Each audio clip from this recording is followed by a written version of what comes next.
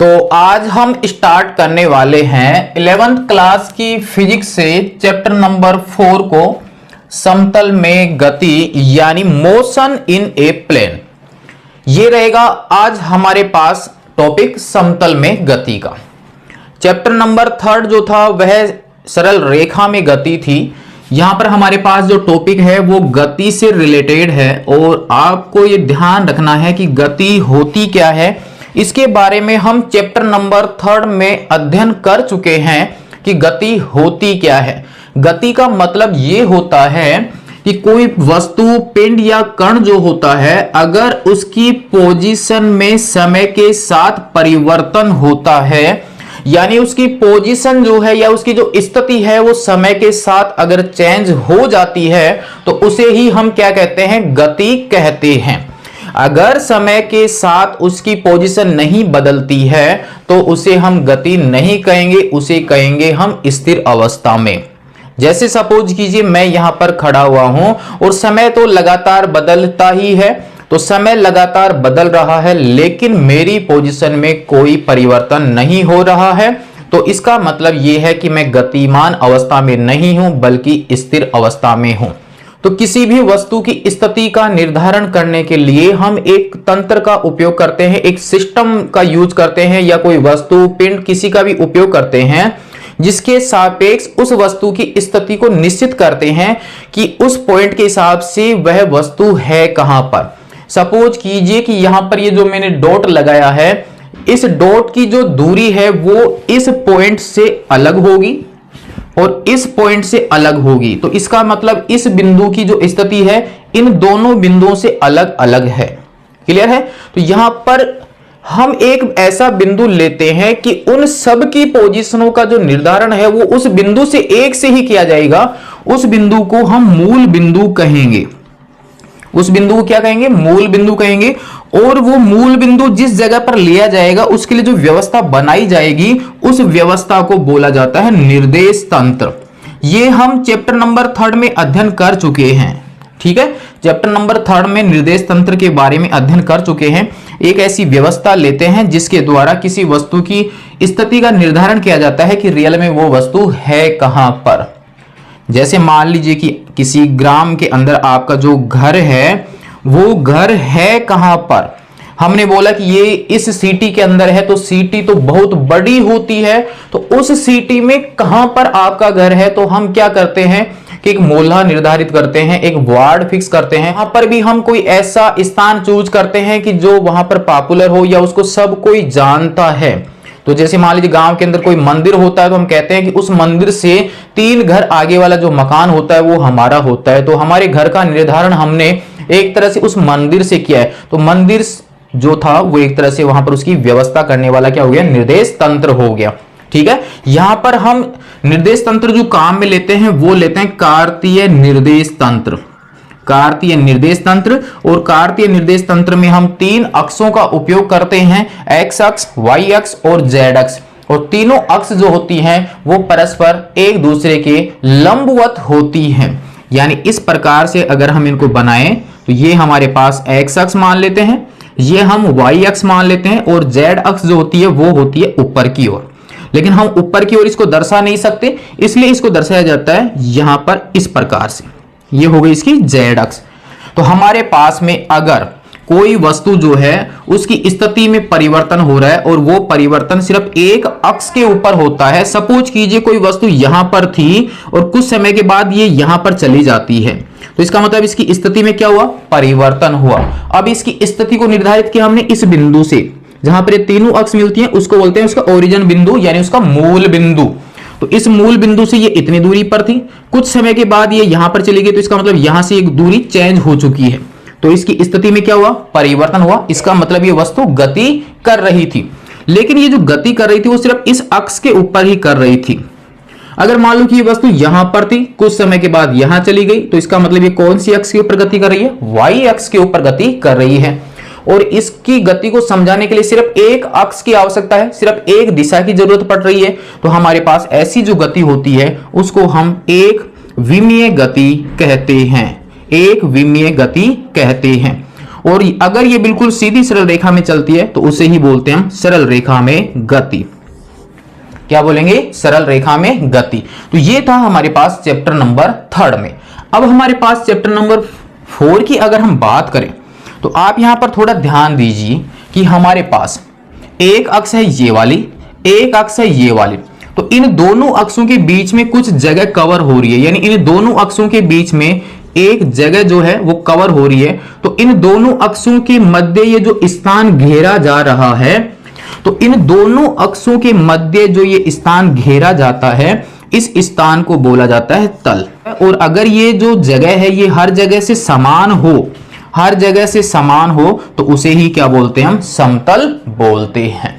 तो दो अक्षों के मध्य जो स्थान घेरा जाता है उसे हम तल कहते हैं। अगर वो हर जगह से समान है तो उसे हम समतल कहते हैं। तो इसका मतलब ये हुआ कि यहां पर ये जो दो अक्ष हमने यहां पर बनाई है, एक्स और वाई हमने यूज किया है। तो अगर कोई वस्तु यहां पर थी, कुछ समय के बाद यहां पर चली गई, कुछ समय के बाद वापस यहां गई, तो ये वस्तु ऐसे गति कर रही है। तो समय बदल रहा है और ये वस्तु भी अपनी पोजीशन को बदल रही है। तो इसका मतलब यहां पर वस्तु में गति हो रही है और ये जो गति जो कंप्लीट हो रही है वो इस घेरे गए स्थान में ही हो रही है। इसका मतलब एक्स और वाई के मध्य जो स्थान था, जो तल बना था, उस तल में ही ये गति हो रही थी और ये तल हर जगह से समान था। इस कारण से हम क्या बोलेंगे? समतल। तो इसका मतलब ये वाली जो गति हो रही है उस वस्तु में, वो गति क्या कहलाएगी? समतल में गति।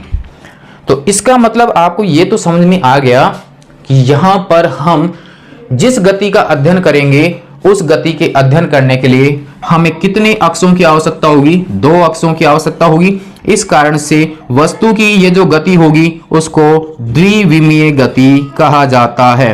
यानी किसी की गति का अध्ययन करने के लिए 2 अक्षों का उपयोग हो द्विविमीय, एक अक्ष का उपयोग हो एक विमीय, और किसी की गति को समझाने के लिए तीनों अक्षों का उपयोग होता हो उसे त्रिविमीय गति कहते हैं। जैसे मान लीजिए फ्री स्पेस में कोई चिड़िया है तो वह ऊपर भी जा सकती है, नीचे भी जा सकती है, लेफ्ट राइट में भी जा सकती है, बाहर और अंदर भी जा सकती है। तीनों अक्षों में वो गति कर सकती है। इस कारण से उस गति को बोला जाता है त्रिविमीय गति। तो यहां पर हमारे पास हम समझ लेते हैं एक बार पुनः। यहां पर हमने 2 अक्ष बनाई है और तीसरी अक्ष में यहां पर ले लेता हूं एक्स अक्ष, वाई अक्ष और जेड अक्ष। यहां पर आप ध्यान देना प्यारे विद्यार्थियों, यहां पर हम जो गति की बात कर रहे हैं वह गति का अध्ययन फिजिक्स की जिस ब्रांच में किया जाता है उस ब्रांच को हम यांत्रिकी या मैकेनिक्स कहते हैं। और चैप्टर नंबर 3 में हम निर्देश तंत्र कैसे बनाते हैं, क्या क्या उस निर्देश तंत्र में विशेषताएं होंगी, कैसे गतियां होती हैं, क्या क्या वहां पर डेफिनेशन बनती हैं, ये सब कुछ बिल्कुल बारीक लेवल से चैप्टर नंबर 3 में अध्ययन होता है। यहां पर हमारे पास फिर आगे चलता जाता है तो चैप्टर नंबर 3 के बाद का प्रोसेस होता है चैप्टर नंबर 4। तो आप यहां पर ध्यान दीजिए कि जेड अक्ष जो है वो इस प्रकार से है। तो आप देखिए एक्स अक्ष और ये जेड अक्ष, तो इसके मध्य ये वाला स्थान कवर हो रहा है, ये जगह कवर हो रही है। यानी ये हथेली को मैं ऐसे रखूं तो ये वाली जो एक प्लेट सी बनेगी, एक सतह जो बनेगी, ये वाला जो तल होगा वो तल कहलाएगा एक्स जेड तल। 2 अक्षों के मध्य जो तल बन रहा है उसको उन दोनों अक्षों के नाम से जाना जाता है एक्स और जेड तल। तो यहां पर बोर्ड पे दिखाएं तो ये वाला जो जगह है वो कहलाता है एक्स जेड तल। इसी प्रकार से अगर हम y और z अक्ष की बात करते हैं तो देखो y अक्ष तो ऊपर की ओर है, z अक्ष इस साइड में है, तो हमारे पास तल बन रहा है ये वाला, हमारे पास तल बनता है ये वाला, यानी y और z तल। तो y और z के मध्य जो स्थान कवर हो रहा है वह कहलाता है y z तल, और x और y के मध्य जो तल बनेगा वो होगा इस प्रकार से। तो ये तल कहलाता है x y तल। हर जगह से समान हो तो उसे क्या कहेंगे? हम समतल कहते हैं। तो हम यहां पर कोई से भी एक तल का उपयोग करेंगे इस चैप्टर को समझने के लिए, चाहे इन दोनों अक्षों का लीजिए, चाहे इन दोनों अक्षों के द्वारा कंप्लीट होता है वो, चाहे इन दोनों अक्षों के मध्य जो तल कंप्लीट होता है उसको आपको काम में लेना है। तो अब हम समझते हैं भौतिक राशियों के बारे में, और भौतिक राशियों को समझाने के लिए किन किन की आवश्यकता होती है उन सब के बारे में गहराई से समझेंगे, और उसके बाद में समतल में गति का अध्ययन लेंगे कि वो राशियां कौन सी उत्पन्न होंगी जब वस्तु गति करेगी, तो उनको समझेंगे उसके बाद में। पहले समझते हैं हम इन राशियों के बारे में। तो भौतिक राशियां क्या होती हैं इनके बारे में तो हम चैप्टर नंबर 2 में ही अध्ययन कर चुके हैं कि ऐसी राशियां जिनका मापन किया जा सकता है, यानी जिनका मेजरमेंट किया जा सकता है, जिनकी वैल्यू निर्धारित की जा सकती है, ऐसी राशियों को हम भौतिक राशि कहते हैं। रियल में यहां पर ये जो राशियां शब्द है वो किसी पदार्थ या वस्तु का क्या होता है, गुण होता है। और अगर उसके गुण को हम माप देते हैं, उसकी वैल्यू बता सकते हैं, तो फिर ये जो गुण होता है वो क्या कहलाता है, भौतिक राशि कहलाने लग जाता है। अगर हम उस प्रॉपर्टी का मापन नहीं कर सकते, उसकी वैल्यू निर्धारित नहीं कर सकते, तो फिर वह सिर्फ गुण होता है, राशि नहीं होता है। सपोज कीजिए ये मार्कर है और ये मार्कर है, तो ये लंबा होना इसका एक गुण है, लंबा होना इसका एक गुण है। तो इसका मतलब ये जो लंबाई जो है वो इस मार्कर का एक गुण है। अगर लंबाई को हम माप सकते हैं तो इसका मतलब ये जो गुण था लंबाई वाला वो क्या कहलाने लग जाएगा, भौतिक राशि कहलाने लग जाएगा। ये मार्कर है और इस मार्कर में छोटे छोटे कण भी जुड़े हुए हैं, इसका मतलब ये द्रव्य से मिलकर बना हुआ है, इसका मतलब इसका द्रव्यमान होना इसका गुण है। तो इसका मतलब द्रव्यमान जो है वो इस मार्कर का क्या है, एक गुण है। और हम इसके द्रव्यमान को माप सकते हैं, उसको तौल सकते हैं, इस मार्कर को तौल सकते हैं। तो इसका मतलब वो द्रव्यमान जो है वो क्या बन जाएगा, भौतिक राशि होगा। और जिस गुण को हम नहीं माप सकते वो सिर्फ गुण होगा, भौतिक राशि नहीं होगा। तो साधारण सा अर्थ ये हुआ कि ऐसी राशियां जिनका हम फिजिक्स में अध्ययन करेंगे, और वो जो राशियां वो क्या है, गुण हैं जिनका हम मापन कर सकते हैं, उनकी वैल्यू बता सकते हैं, निर्धारित कर सकते हैं, कैलकुलेशन करके उनका मान निश्चित कर सकते हैं, वो सब क्या कहलाती हैं, फिजिकल क्वांटिटीज कहलाती हैं। तो अब हमारे पास हमें ये तो समझ में आ गया कि भौतिक राशियां जो होंगी वो सब ऐसी होंगी जिनका हम मेजरमेंट कर सकते हैं, उनकी एक वैल्यू बता सकते हैं, उनका एक मान बता सकते हैं कि उसका मान कितना है। जैसे ये मार्कर है, हम इसकी लंबाई बता सकते हैं, ये कितना लंबाई का है, हम इसका द्रव्यमान बता सकते हैं। तो किसी भी राशि को समझाने के लिए एक तो हमें किसकी आवश्यकता होती है, उसके मान की आवश्यकता होती है। और उस मान को हम यहां पर बोलेंगे क्या, परिमाण। क्या बोलेंगे, परिमाण बोलेंगे, यानी मैग्नीट्यूड बोलेंगे। तो किसी भी फिजिकल क्वांटिटी को समझाने के लिए एक तो हमें किसकी आवश्यकता है, उसके मैग्नीट्यूड की आवश्यकता होगी। यानी मापन करके हम एक तरह से उसका मान निश्चित कर रहे हैं, यानी क्या निश्चित करें, उसका मान बता रहे हैं। फिर चैप्टर नंबर 2 में हमने ये देखा था कि भौतिक राशियां दो प्रकार की होती है, एक मूल भौतिक राशि, एक व्युत्पन्न भौतिक राशि। तो मूल भौतिक राशि तो ऐसी होती है जो परमानेंट खुद से ही होती है, उनको निश्चित करने के लिए किसी दूसरे की आवश्यकता नहीं होती है। हम यहाँ पर समझेंगे दिशा के आधार पर। तो दिशा के आधार पर अगर हम आगे बढ़ते हैं तो ये राशियां जो है वो मेन दो प्रकार की बनती है। एक तो होता है अदिश राशियां, एक तो होंगी हमारे पास अदिश राशियां, और एक होती हैं सदिश राशियां। अदिश राशियां और सदिश राशियां, यहां पर इसको बोला जाता है स्केलर क्वांटिटीज, स्केलर क्वांटिटीज, और एक वेक्टर क्वांटिटीज, वेक्टर क्वांटिटीज। एक और राशि होती है जिसे हम बोलते हैं परदिश राशियां, परदिश राशियां। लेकिन अपने यहां पर जो टॉपिक है वो अदिश और सदिश का ही है, जिसे हम बोलते हैं टेंसर क्वांटिटीज। परिभाषा हम इसकी देख लेंगे। तो कौन कौन सी राशियां ऐसी हैं जो कि अदिश वाली कैटेगरी में आएंगी, कौन सी सदिश में आएंगी, कौन सी प्रदिश में आएंगी, इन सब के बारे में बिल्कुल गहराई से आपको समझना है। और ये बंटवारा ही आपको करना है बिल्कुल परफेक्ट तरीके से कि कौन सी राशियां अदिश होती हैं, कौन सी राशियां सदिश होती हैं। अगर ये बंटवारा आपने समझ लिया तो ये मान के चलिए कि आपके फिजिक्स का जो भाग आने वाला है वो आपको बिल्कुल अच्छा होने वाला है। और इसी को समझेंगे हम बिल्कुल जीरो लेवल से, और जीरो लेवल से समझना ही है दोस्तों, क्योंकि आगे जो भी कक्षाएं होंगी उन सब का आधार हमारे पास जो है वो 11th क्लास से ही है। क्योंकि हम जो सब्जेक्ट चूज कर रहे हैं वो हम कौन सी क्लास से ले रहे हैं, 11th क्लास से। अगर 11th क्लास का बेस मजबूत है, ये मान के चलिए ऊपर आने वाले जितनी भी कक्षाएं होंगी मजबूत होने वाली हैं। और जिनकी 11th क्लास का बेसिक नॉलेज कमजोर होता है ना दोस्तों, ये मान के चलिए कि उनकी फिजिक्स या केमिस्ट्री, बायोलॉजी जो भी सब्जेक्ट होगा वो वीक होने वाला ही है। और 11th जिसका मजबूत, मान के चलिए उसके हर सब्जेक्ट मजबूत होने वाला है। तो इनको समझने के लिए पहले तो हम ये समझें कि यहां पर किसी भी राशि को समझाने के लिए हमें क्या क्या आवश्यकता होती है।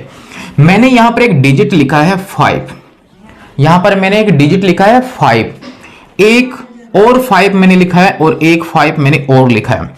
3 बार मैंने यहां पर 5 लिखा है। अब आप ये सोचोगे कि ये सर गिनतियां सिखा रहे हैं, यहां पर गिनतियां नहीं सिखा रहे हैं। इन्हीं पॉइंटों से आपके बंटवारा कर पाओगे कि यहां पर आखिर इनको भेजना कौन सी कैटेगरी में, क्योंकि हमारा टारगेट ही यही है कि बिल्कुल गहराई में जाएं और उनको रटना नहीं पड़े, कॉन्सेप्ट से समझें कि ये पॉइंट बताना क्या चाहता है। समझिए यहां पर 5 लिखा हुआ है तो आप ये बता सकते हैं क्या कि ये कौन सी राशि से रिलेटेड है?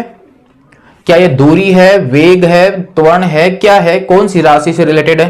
कुछ भी नहीं बता सकते, हम सिर्फ ये बता सकते हैं कि ये गिनतियों की एक संख्या है।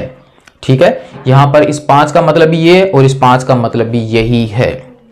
लेकिन अब आप ये देखिए, अगर इस 5 के आगे मैं m लगा देता हूं, यहां पर मैं kg लगा देता हूं, यहां पर मैं s लगा देता हूं, तो क्या अब आप नहीं बता सकते कि ये 5 मीटर लिखा हुआ है और ये किससे रिलेटेड हो गया? लंबाई से रिलेटेड हो गया। ये 5 kg जो है वो किससे रिलेटेड हो गया? द्रव्यमान से। और ये किससे रिलेटेड हो गया? समय से।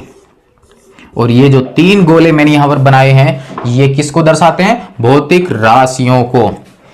तो यहां पर हमारे पास 5 से हम अनुमान नहीं लगा पा रहे थे कि ये हैं क्या रियल में, लेकिन इनके साथ मैंने कुछ यहां पर संकेत यूज किए हैं और इन संकेतों को हम क्या बोलते हैं? मात्रक बोलते हैं, जो चैप्टर नंबर 2 में बहुत अच्छी तरीके से हम समझ चुके हैं कि मात्रक क्या होते हैं, कितने प्रकार के होते हैं। तो वहां पर है इनका पूरा वर्णन। तो हमारे पास ये समझिए कि किसी भी भौतिक राशि को अगर आप समझाना चाहते हो, उसके बारे में बताना चाहते हो कि वो क्या है क्या नहीं है, तो हमें एक तो आवश्यकता होती है उसके मात्रक की। बिना मात्रक के हम किसी भी भौतिक राशि की व्याख्या नहीं कर सकते। तो किसी भी भौतिक राशि के बारे में अगर आपको समझाना है, व्यक्त करना है, उसकी व्याख्या करनी है, तो एक तो हमें आवश्यकता किसकी होगी? मात्रक की। और साथ में ये जो 5 यहां पर लिखा हुआ है, इसका मतलब ये जो मीटर जो है, जो कि उस लंबाई को समझा रहा था, ये मीटर कितनी बार रिपीट हुआ है? 5 बार रिपीट हुआ है। यानी 1 मीटर 1 मीटर 1 मीटर 1 मीटर, इस प्रकार से 5 बार रिपीट हुआ है। और ये तो जितनी बार रिपीट होता है वो उस राशि का क्या कहलाता है? मान कहलाता है, या उसे हम क्या कहते हैं? उसका परिमाण कहते हैं। यानी इस परिमाण को हम क्या बोलते हैं? मैग्नीट्यूड बोलते हैं। तो अगर हमारे पास यहां पर सिर्फ मीटर लिखा हुआ है तो इसका मतलब ये कितनी बार रिपीट हुआ है? 1 बार। तो वो जो 1 है वो क्या है? उसका मान है। यहां पर 5 लिखा है तो वो क्या है? उसका मान है। तो किसी भी भौतिक राशि की व्याख्या करने के लिए एक तो उसका यूनिट और एक मैग्नीट्यूड, इन दोनों की आवश्यकता होती है। इन दोनों के बिना हम किसी भी भौतिक राशि की व्याख्या नहीं कर सकते। तो यहां पर 5 मीटर लिखा हुआ है, हम समझ गए लंबाई से रिलेटेड है। 5 kg लिखा हुआ है, द्रव्यमान से रिलेटेड है। 5 सेकंड लिखा हुआ है, समय से रिलेटेड है। अगर मैं यहां पर आयतन की बात करता हूं तो यहां पर हमारे पास kg प्रति मीटर क्यूब होता है। तो kg प्रति मीटर क्यूब अगर कहीं पर लिखा हुआ है तो हम समझ जाते हैं कौन सी भौतिक राशि की व्याख्या हो रही है? आयतन की व्याख्या हो रही है। तो हमारे को सिर्फ यूनिट और मैग्नीट्यूड से संबंधित ये जो राशियां हमने यहां पर फिलहाल लिखी हैं, इनको हम समझ पा रहे हैं। तो ऐसी राशियां जिनको व्यक्त करने के लिए या जिनके बारे में सब कुछ जानना हो, और जानने के लिए सिर्फ 2 ही चीजों की आवश्यकता है, एक तो उसकी यूनिट की और मैग्नीट्यूड की। यानी यूनिट और मैग्नीट्यूड से ही हमें उसके बारे में सब कुछ पता चल जाए, उसकी पूरी कुंडली पता चल जाए, तो ऐसी राशियों को हम अदिश राशियां कहते हैं। ऐसी राशियों को क्या कहेंगे? हम अदिश राशियां कहते हैं। परिभाषा तो बिल्कुल शॉर्ट हो चुकी है, लेकिन उसको समझने के लिए बहुत कुछ सोचना पड़ा है। तो अदिश राशियां क्या होंगी? कि वे भौतिक राशियां, अब आप नोटबुक में नोट करते जाइए, अदिश राशियां किसे कहेंगे?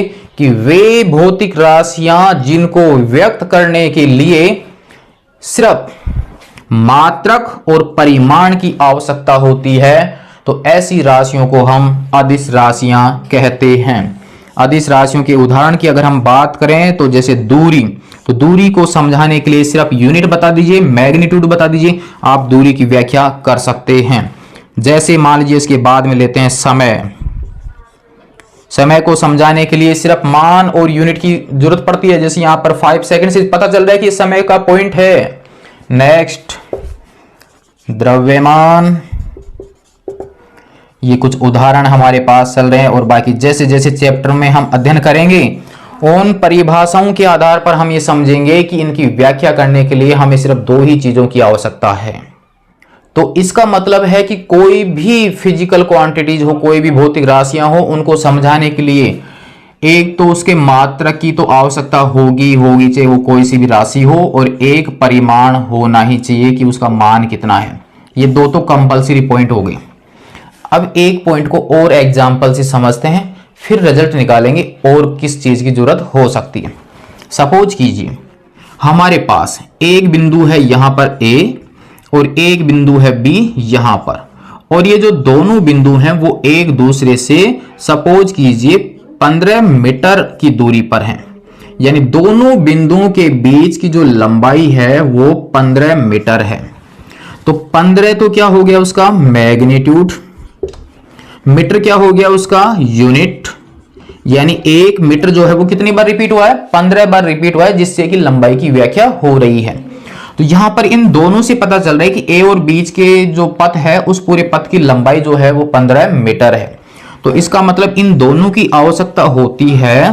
तो ये जो लंबाई शब्द यहां पर बन रहा है, तो इस लंबाई को एक तरह से मैं क्या यूज कर सकता हूं, दूरी यूज कर सकता हूं। यहां पर इस दूरी की व्याख्या मैग्नीट्यूड और यूनिट से हो रही है आराम से, कोई समस्या नहीं। तो इसका मतलब ये कौन सी राशि हुई, अदिश राशि। लेकिन अब हमें अगर ये नहीं बताया जाता है कि वस्तु A से B की ओर गई है या B से A की ओर गई है, तो हम यहां पर कंफर्म नहीं कर सकते कि A से B की ओर या B से A की ओर। लेकिन अब हम अगर ये कहते हैं कि कोई वस्तु थी वो A से B की ओर गई है, A से B की ओर, तो हम यहां पर पॉइंट को फिक्स कर रहे हैं A से B की ओर। तो इसका मतलब अब आप जो लंबाई वो नापोगे वो लंबाई A से B की ओर नापोगे। तो इसका मतलब साथ में क्या जोड़ रहे हो आप, दिशा भी जोड़ रहे हो। तो A से B के बीच की अब जो लंबाई आएगी वो लंबाई जो है वो दूरी नहीं बल्कि अब क्या पॉइंट बन जाएगा, विस्थापन बन जाएगा। और विस्थापन की दिशा, जिस दिशा में कण गति करता है उसी दिशा में उसकी दिशा आती है। तो विस्थापन की दिशा हो गई A से B की ओर। तो हमें यहां पर यह बताना पड़ रहा है कि A से B की ओर और A से B की ओर एक निश्चित दिशा बनती है। तो इसका मतलब यहां पर जो विस्थापन बनेगा उस विस्थापन को समझाने के लिए आपको यूनिट तो चाहिए, मैग्नीट्यूड भी चाहिए, और साथ में क्या चाहिए आपको, दिशा भी चाहिए होती है। तो इसका मतलब यह हुआ कि कई ऐसी भी राशियां हैं जिनको समझाने के लिए यूनिट की आवश्यकता होगी, मैग्नीट्यूड की आवश्यकता होगी और साथ में डायरेक्शन की भी आवश्यकता होगी। इन तीनों की आवश्यकता जिन राशियों को समझाने के लिए जरूरत पड़ती है, ऐसी राशियों को हम सदिश राशि कहते हैं। तो इसका मतलब ये हुआ कि स्केलर क्वांटिटी के लिए सिर्फ 2 वैल्यू चाहिए हमें, जबकि वेक्टर क्वांटिटी के लिए 3 की आवश्यकता होती है। ये दोनों तो कंपलसरी है क्योंकि इनके बिना तो किसी भौतिक राशि की व्याख्या ही नहीं हो सकती। साथ एक्स्ट्रा आपके जुड़ रहा है क्या, उसकी डायरेक्शन। अगर डायरेक्शन जुड़ जाए यानी उसकी व्याख्या करने के लिए दिशा भी चाहिए, तो समझ जाना कि वहां पर वो कौन सी कैटेगरी में पहुंच गई है, सदिश राशियों में। तो सदिश राशियों की क्या परिभाषा हुई, तो परिभाषा अब आपके सामने है, नोट कीजिए कि वे भौतिक राशियां जिनको व्यक्त करने के लिए मात्रक और परिमाण के साथ साथ दिशा की भी आवश्यकता होती है, ऐसी राशियों को हम सदिश राशियां कहते हैं। एग्जाम्पल में हम ले लेते हैं विस्थापन, वेग, त्वरण, बल, संवेग, आवेग। ये सब चैप्टर में जैसे जैसे आएंगे फिर इनके बारे में बिल्कुल गहराई से आगे हम अध्ययन करते जाएंगे। वहां पर जब हम उनकी परिभाषाएं समझेंगे, उनके गुणधर्म समझेंगे, तो वहां उस पॉइंट के आधार पर ही हम ये समझ जाएंगे कि इसको समझाने के लिए दिशा की जरूरत है अथवा नहीं है। तो अगर जरूरत नहीं हुई अदिश वाली कैटेगरी में डाल देंगे, और दिशा की जरूरत पड़ी जिन राशियों के लिए उनको हम सदिश वाले कैटेगरी में डाल देंगे। तो ये हो गई हमारे पास अदिश और सदिश की परफेक्ट परिभाषाएं। तो स्केलर क्वांटिटी वे भौतिक राशियां जिनको व्यक्त करने के लिए सिर्फ मात्रक और परिमाण की आवश्यकता होती है, उन्हें हम अदिश राशियां कहते हैं। सदिश राशियां वे भौतिक राशियां जिनको व्यक्त करने के लिए मात्रक और परिमाण के साथ साथ दिशा की भी आवश्यकता होती है, ऐसी राशियों को हम सदिश राशियां कहते हैं। उदाहरण कुछ आपके सामने हैं। बाकी चैप्टर जैसे हम अध्ययन करेंगे, जैसे ये राशियां आएंगी, उनके अध्ययन के द्वारा हमें यह पता चल जाएगा कि इसमें दिशा की आवश्यकता है अथवा नहीं है। उस आधार पर करेंगे उनका विभाजन, एग्जाम्पल और एक्स्ट्रा, वहां से हमें पता चल जाएगा। एक तीसरी क्वांटिटी जिसके बारे में हम थोड़ा सा समझ लेते हैं, ज्यादा गहराई से अध्ययन नहीं करेंगे, बाकी अब सारा अध्ययन करेंगे हम सदिश राशियों के बारे में। अब हमारे पास में प्रदिश राशियों की बात करते हैं तो टेंसर क्वांटिटी वो होती हैं जिनकी स्वयं की कोई दिशा नहीं होती है, जिनकी स्वयं की कोई दिशा नहीं होती है, लेकिन दिशा बदलने से यानी अलग अलग दिशा में उनके परिमाण अलग अलग आ जाते हैं, यानी अलग अलग दिशाओं में उनके परिमाण अलग अलग आते हैं। तो ऐसी राशियों को हम क्या बोलते हैं? प्रदिश राशियां कहते हैं। और प्रदिश राशियों को डिटेल से समझाया गया है बीएससी के अंदर, जो मैथमेटिक्स वालों की फिजिक्स चलेगी वहां पर कंप्लीट चैप्टर पूरा प्रदिश राशियों के बारे में ही है। तो प्रदिश राशियां वे राशियां जिनकी स्वयं की कोई दिशा नहीं होती है, लेकिन अलग अलग दिशाओं में इनके परिमाण भी अलग अलग हो जाते हैं, ऐसी राशि को हम प्रदिश राशि कहते हैं। उदाहरण की अगर हम बात करते हैं तो एक उदाहरण तो हमारे पास में है जड़त्व आघूर्ण, और जड़त्व आघूर्ण हमारे 11th में ही चैप्टर नंबर 7 में भी आएगा। फिर नेक्स्ट अगर हम बात करते हैं तो एक पॉइंट हमारे पास प्रतिबल भी होता है। ये प्रतिबल की व्याख्या भी प्रदिश राशियों में आती है, और ये हमारे पास 11th क्लास में ही चैप्टर नंबर 10 में आएगा। तो कुछ राशियां ऐसी हैं कि अलग अलग दिशाओं में उनके परिमाण अलग अलग हो जाते हैं, उनको हम प्रदिश राशियों में मानते हैं।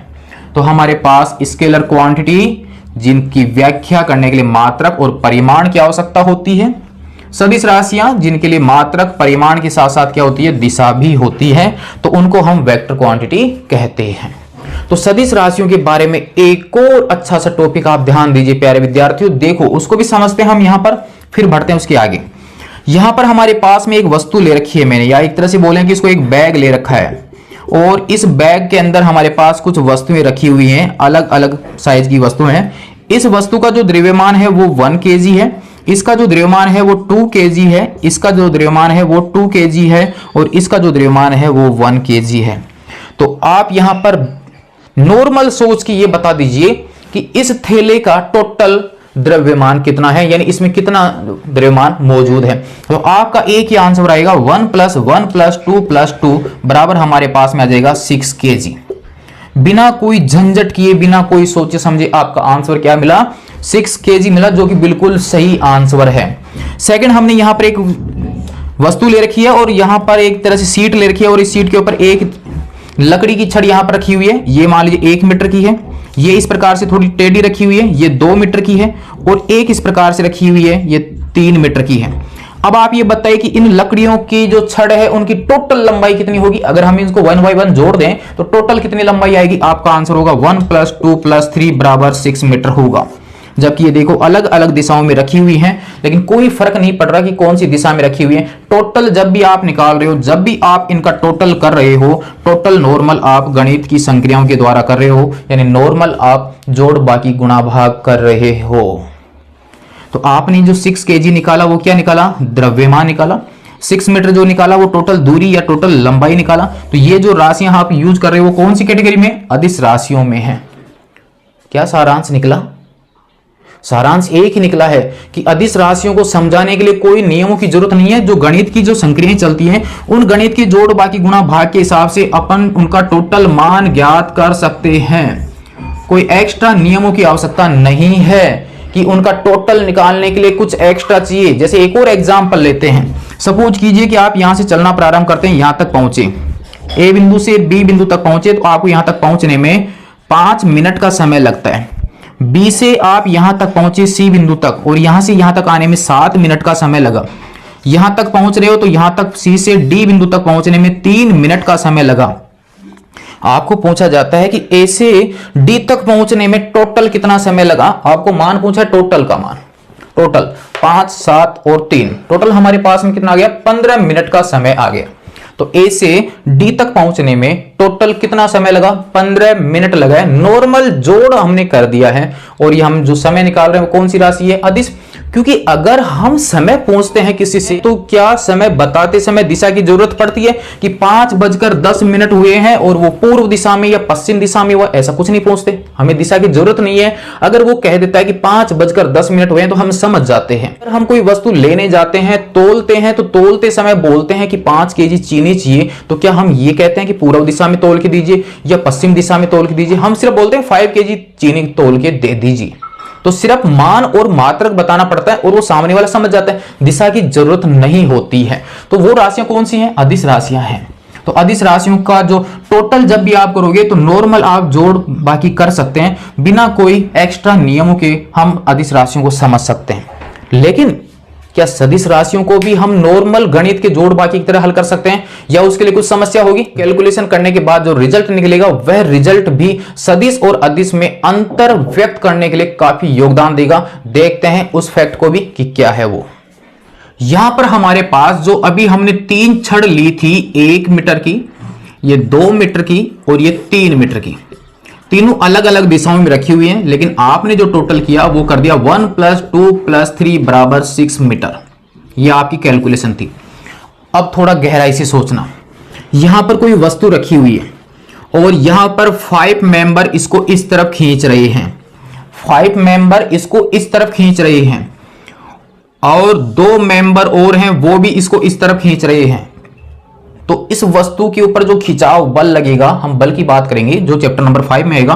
तो टोटल की अगर हम बात करें तो फिलहाल टोटल कितना? 7। बहुत कुछ फर्क पड़ता है दिशा से। सेकंड में 5 तो इधर ही है, लेकिन अब ये 2 मेंबर जो हैं वो इस ओर धक्का मार रहे हैं, यानी 5 इधर खींच रहे हैं, 2 इधर खींच रहे हैं। तो इस वस्तु पर अब जो नेट बल लग रहा है, यानी जो खिंचाव बल लग रहा है, क्या 7 की वजह से लगेगा या आपके अनुसार 3 की वजह से लगेगा? आंसर दीजिए कमेंट्स में। 5 इधर खींच रहे हैं, 2 इस दिशा में खींच रहे हैं। वो रस्सा कस्सी वाला जो खेल होता है कि इधर भी खींच रहे हैं, इधर भी खींच रहे हैं, अगर दोनों बराबर खींचते जाएं तो उसकी पोजीशन में कोई अंतर नहीं होगा, लेकिन जिस साइड में खिंचाव ज्यादा होगा वो रस्सी उधर खिंच जाती है। तो यहां पर हमारे पास 5 मेंबर इधर हैं, 2 इधर हैं, तो इसके ऊपर जो प्रभाव है वो टोटल प्रभाव 7 नहीं होगा, अब की बार कितना होगा? 3 की वजह से होगा। देखो दिशा बदलने से टोटल चेंज हो चुका है। यहां दोनों एक तरफ से 7 आया, यहां पर किधर भी रख लीजिए, आप इनको ऐसे रख लीजिए, कैसे भी रख दीजिए, तो टोटल हमेशा 6 ही आएगा। यहां पर एक और कंडीशन देखते हैं, 5 इधर ही है और ये 2 जो है वो इस साइड में है। तो अब आप ये बताइए कि इनका जो टोटल आएगा, क्या अब वो 3 आएगा? अब तो 3 भी नहीं आएगा, बिल्कुल विपरीत है, तो 3 का असर पड़ गया, 2 बराबर कैंसिल हो गए, 3 बच गया। यहां दोनों एक दिशा में थे, 7 हो गया। यहां पर ये विपरीत भी नहीं है, कुछ अलग ही दिशाओं में हो गया, तो अब तो 3 भी नहीं आएगा। तो इसका मतलब ये जो डायरेक्शन बदल रही है, डायरेक्शन बदलने से इनके टोटल पे भी फर्क पड़ रहा है। तो इसका मतलब यहां दिशा की जरूरत पड़ रही थी, और दिशा की जरूरत पड़ती है तो राशियां कौन सी होती हैं? सदिश राशियां। तो सदिश राशियों का जब भी आपको टोटल करना है, उनकी बाकी करनी है, उनका गुणा करना है, तो जोड़ बाकी गुणा करने के लिए कुछ नियम होते हैं जिनको सदिशों का नियम कहते हैं। तो इसका मतलब सदिश राशियां वे राशियां होंगी जिनको व्यक्त करने के लिए मात्रक, परिमाण, दिशा, इन तीनों के साथ साथ वो राशि जो है वो सदिशों के नियम का पालन भी करनी चाहिए। और वो नियम क्या है उनको हम समझेंगे इसी चैप्टर में, बिल्कुल 0 लेवल से। क्या क्या नियम है वो समझेंगे सब कुछ। तो सदिशों के लिए जो नियम है, अगर वो राशियां जिनमें दिशा भी है और दिशा होने के बाद वो नियमों का पालन भी करती है, तब ही वो सदिश राशि होगी, अन्यथा वो सदिश राशि नहीं होगी। कैसे? कक्षा 10 में हमने एक भौतिक राशि की व्याख्या की है, विद्युत धारा। और किसी विद्युत परिपथ में अगर हम विद्युत धारा की बात करते हैं तो विद्युत धारा का प्रवाह जो होता है वो परिपथ में धनात्मक टर्मिनल से ऋणात्मक टर्मिनल की ओर होता है, यानी धारा की दिशा निश्चित होती है पॉजिटिव से नेगेटिव की ओर। तो हमारे पास ये है कि माना कि इस परिपथ में 5 एम्पियर धारा बह रही है, तो 5 क्या हो गया? मैग्नीट्यूड। ए क्या हो गया? वो उसका यूनिट। और डायरेक्शन क्या हो गई? पॉजिटिव से नेगेटिव। तीनों चीजें अवेलेबल है, यूनिट भी है, मैग्नीट्यूड भी है, डायरेक्शन भी है। तो ये जब तीनों आपके अवेलेबल होते हैं तो इसका मतलब कौन सी कैटेगरी में चली गई, सदिश राशि में। लेकिन विद्युत धारा सदिश राशि नहीं है, वो एक अदिश राशि है। कैसे? हमारे पास एक वायर यहां पर था और यहां पर ये बैटरी लगी हुई थी। सपोज कीजिए एक वायर हमने यहां पर जोड़ दिया तो एक धारा इधर से आ रही थी, यहां पर कोई बैटरी लगी हुई है, यहां पर कोई बैटरी लगी हुई है और एक तार इधर से जोड़ दिया तो हमारे पास इधर से 5 एम्पियर धारा आ रही है, इस वाले वायर से 3 एम्पियर धारा आ रही है, इधर से 2 एम्पियर धारा आ रही है। तो इस बिंदु पर देखिए इधर से भी धारा आ रही है, इधर से भी जा रही है, इधर से भी जा रही है और ये तीनों मिलके इस वायर से निकल जाएंगे। तो इस बिंदु की अगर मैं बात करूं, ये P बिंदु है, तो P बिंदु पर जो धाराएं पहुंच रही हैं वो अलग अलग दिशा से, एक इस दिशा से, एक इस दिशा से, एक इस दिशा से। देखो यहां दिशा बदलने से, अगर दिशा बदलने से यहां सब कुछ बदला है, टोटली चेंज हो गया, तो यहां पर डायरेक्शन देखो अलग अलग है, ये जाने वाली कुछ और ही दिशा में है। तो इसका मतलब ये है कि इनका जो टोटल है वो कुछ अलग तरीके से होगा। लेकिन यहां पर इस तार से निकलने वाली जो धारा होती है वो 2 + 3 + 5 बराबर 10 एम्पियर होती है।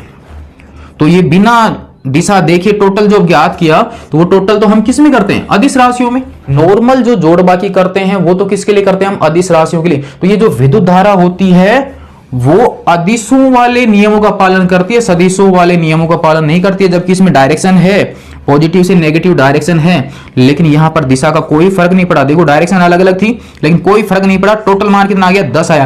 किधर से भी आ जाए ये वायर, किधर से भी आ जाए, टोटल मान इसका इसी तरीके से निकल जाएगा नॉर्मल जोड़ के हिसाब से।